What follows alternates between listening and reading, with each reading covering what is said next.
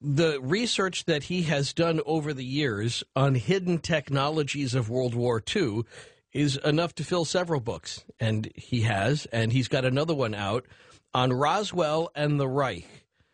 The Nazi connection between the story of the crash landing of a UFO at Roswell and the Third Reich. How could that be?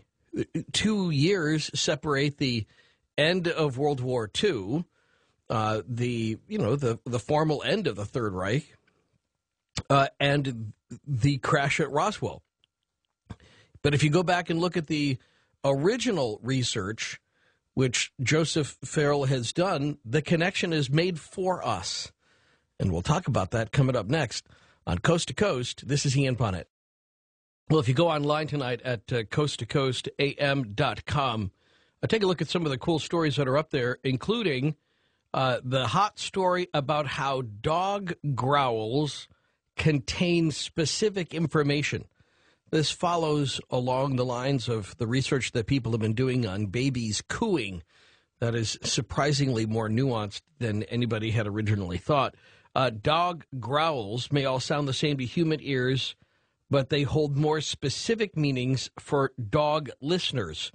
Once you know what to listen for, there's also some great listeners' email about Bigfoot carvings. This goes back to a topic we had a couple of weeks ago on Coast to Coast. And the feature story online is about an ongoing sighting of UFOs over Euclid, Ohio. And you can go find out more at coasttocoastam.com. Well, and as long as we're talking about that, let's also raise awareness about the link that'll be up, the blog from last night, which is still up from coasttocoastam.com, and an edition for tonight. Thank you to the founder of the Ian Punnett is D.B. Cooper Facebook page. I'd mentioned it a couple of weeks ago, but I didn't have the link for it, but we're putting it up on the webpage tonight. I believe it's conclusive proof that I am D.B. Cooper. No wonder I've been obsessed about trying to find who is D.B. Cooper. It really is just a search for the self. And I can't believe my mother let me do that. My God, I was only 11, Mom. What were you thinking? Joseph P. Farrell is a regular guest on Coast to Coast, and I always enjoy talking with him. He's a Sodak boy. Joseph, how are you tonight? Pretty good, Ian. Thanks for having me back on. Oh, you know what? I can't get enough of you, and I can't get enough of this book. It's so interesting to me. Now, we've talked before about the alternative theories about World War II history, about your research into Nazi technologies in the past. Right. And it seems like your work has been building up to this book, Roswell and the Reich. This is kind of where it all seems to come together. Yeah, and I was kind of driving toward this book way back with SS Brotherhood of the Bell, but you're right, Ian. This is the book I've been driving to, because this book really kind of brings it up to date. It brings it up to the contemporary period, and you know, I'm planning on some special projects with Mr. Hoagland to kind of follow up on this one. So, yeah, this book ties it all together. Okay. Now, you are still a professor, or you were an adjunct professor? Help me out with a little bit more of your background for people that don't know you. Yeah, I was an adjunct professor for many years, from about 1991, I'd say, up until about 1998, 99. I did have an administrative post for 1 year as well, a full-time post with the University of Oklahoma, doing interdisciplinary seminars and studies that were kind of team-taught affairs. But yes, I've been in the academic arena.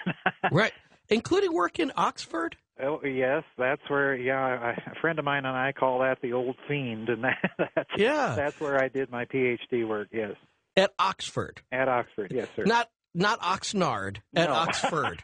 No, not Oxnard.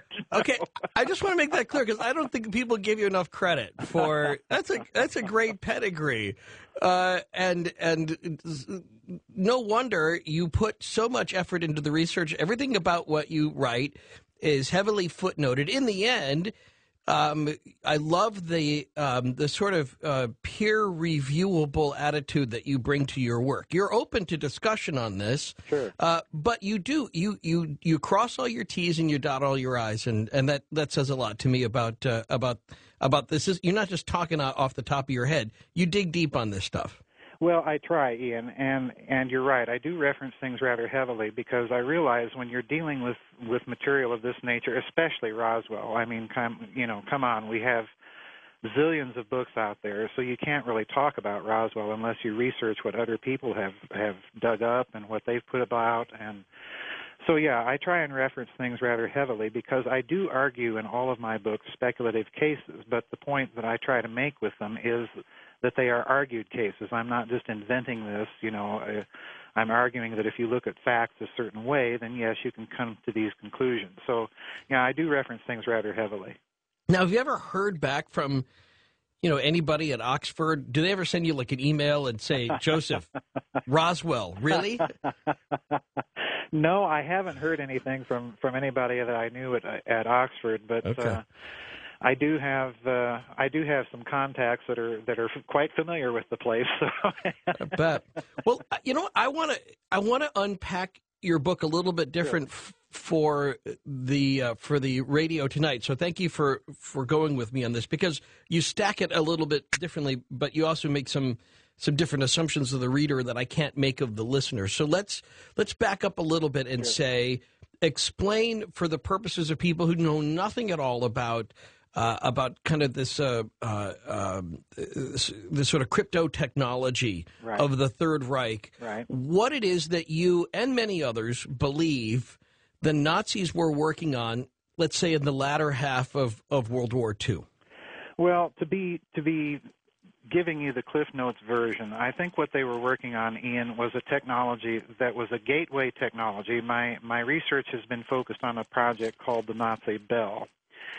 And this project was essentially a gateway technology that I believe they were designing to lead them to three things simultaneously.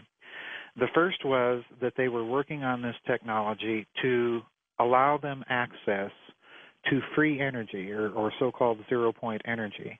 And the reason for this was they essentially wanted to free Germany from dependence on petroleum resources, which, of course, Germany did not have any of, and during the war, of course, they had to make synthetic oil and synthetic gasoline just to keep their war machine running.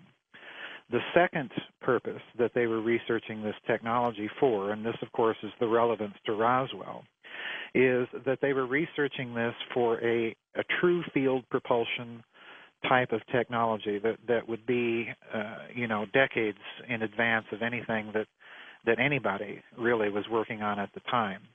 The third thing that they were doing was they were attempting to weaponize this technology. And let me explain the physics basis of what this technology was.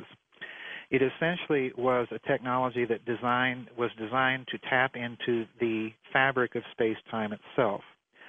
So in other words, if you can engineer the fabric of space-time locally, then you do have a technology that will give you access to these three things, a free energy and a field propulsion device. But as a weapon, of course, anytime you weaponize this stuff potentially, you have a weapon that would make a hydrogen bomb look like a firecracker. So they were doing truly, truly exotic avant-garde research. As you said, it's sort of a three-pronged thing. If they get one, they get all three in a way. That if they can, and the belief is that there's some physical evidence that they had even constructed what might be, by some people's estimation, a kind of launching pad for some type of new craft. Talk about that. Well, there is the place where all of this technology was tested is a little town in Germany. At the time, it was known as Ludwigsdorf, but now, of course, it's part of Poland, and the Polish name is Ludwikowice. But there is a structure there that looks rather like Stonehenge. It looks like a very modern version of a henge. It's made out of concrete. It's about, I'd say 40 to 45 feet wide, about 30 feet tall. it sits in kind of a basin or a pool. There are some people that have argued, I think quite erroneously, that this was a cooling tower for an electrical power plant. But the problem, Ian, and I want to bring this point to those people